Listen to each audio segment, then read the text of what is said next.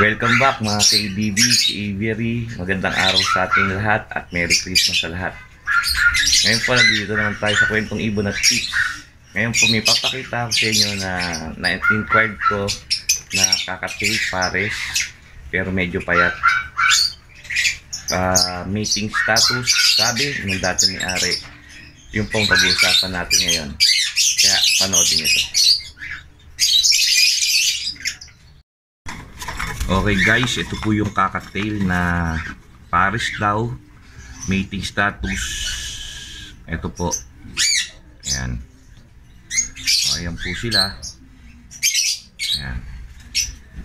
Kung makikita nyo sila, ilang araw na rin naman sa akin to. Nung unang dala to, payat. Hindi gaya nung aking rito, kakatail. Malaki. Ito, small size. Tsaka payat siya. Dahil mating status ho siya, ang ginawa ko ho rito, nilagyan ko na ho siya ng nest box. Ayan po. Medyo malaki yung nest box na paglalagyan nila. Ang sukat nga pala na nest box nito ay 12 feet by 12 feet by 12 feet, or mas maganda kung mas malaki pa, 12 feet by 12 feet by 16 feet ay 16 inches. 12 feet, 12 inches by 12 inches by 12 inches, or 12 inches by 12 inches by 16 inches. Hindi pala feet. Masyadong malaki yun pag feet. Ayun po, nilagyan nila standard na sukat ng nest box. Ito po, kung pagmamastan natin, maliit po siya, small size. Ayan.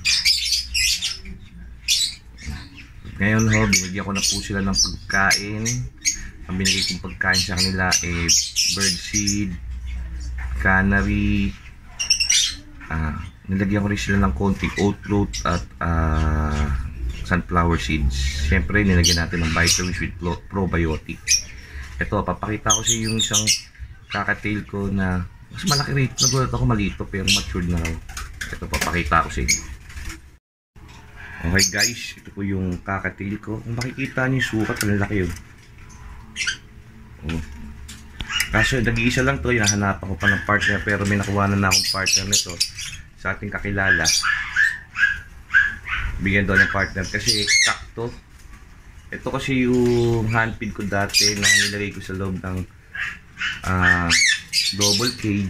Tinira naman ng daga yung paa, yung daliri, kaya medyo ika-ika siya.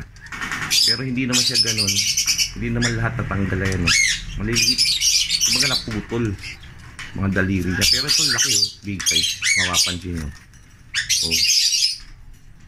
Hindi gaya yung nakuha ko, maliit,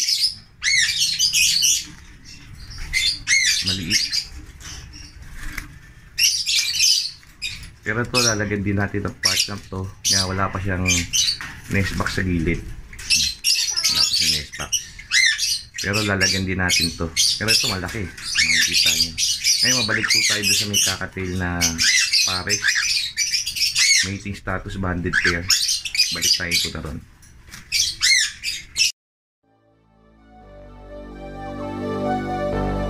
Fill me out with your smile, now the sunshine brings the light. Fill me out with a flame, I will let you in this game. Take me out when I'm down, 'cause with you I'm safe and sound, safe and sound, safe and sound, safe and sound, safe and sound, safe and sound, safe and sound, safe and sound.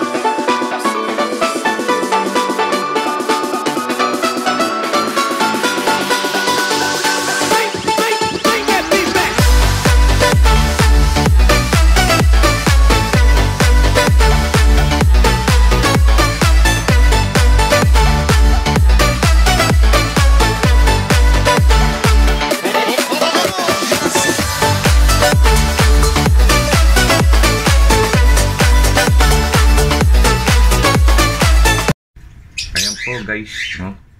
Medyo ilap siya kaya nakataas yung mga palong niya sa ulo. Hindi pa siya sanay dito sa ating ibunan sa aviary natin. Kaya akala yata nito huli natin siya o sasaktan. Ayan po, pagka nakataas yung palong na ganyan, ibig sabihin nangangamba sila o takot. Ayan. Ayan. Taas o. Saka inoobserbahan nila ako. Akala nila may gagawin ako masama sa kanila. Diba guys? Ngayon po, paparamihin po natin to. Nakita ko naman doon nagme-mate na. Gagawin lang natin, medyo kukondisyon natin yung katawan. Lalagyan natin ng konti laman. Kasi payat tsaka liit nila. Small size yata ito. Maliit. Yung matatapang kasi pag hinahawakan ko, tinutok ako. Kaya kailangan ko maglagay ng gloves. Ngayon ho, ang gagawin ho natin, kukondisyon muna ho natin to para makapag-prepare ho sila na ma-prep lang mga itlog nila.